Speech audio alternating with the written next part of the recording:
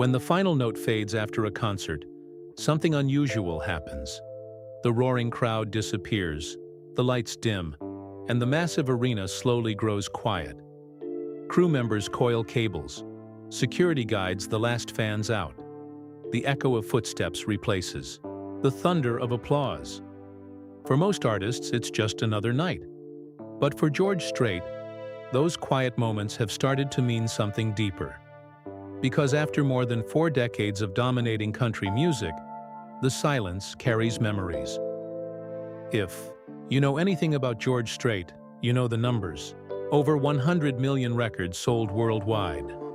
More #1 hits than any other artist in country music history. For decades, fans have called him the King of Country. But statistics don't explain his story. The real story begins with someone most fans barely know: Norma Strait. Long before the sold-out stadiums, long before Nashville recognized his voice, George was just a teenager in Texas. He met Norma in high school. For a while, they barely spoke. They simply noticed each other from across the room. Eventually, George worked up the courage to ask her out, just one date. And strangely, they didn't see each other again for quite some time. Life pulled them in different directions. But when their paths crossed again, something clicked. This time, the connection stayed. On December 4, 1971, the young couple made a spontaneous decision. They drove across the border into Mexico and got married, just the two of them. No headlines, no cameras, just 2 teenagers starting a life together. At the time, George wasn't chasing fame. In fact, music wasn't even his main plan. He was studying agriculture and working ranch land in Texas. Music was just something he did at night.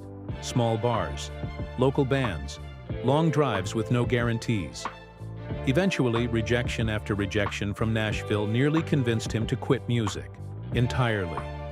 He even told his band he was done and planned to take a stable job designing cattle pens. But one person refused to give up: Norma. She asked him for 1 more year to try. That single decision changed country music history.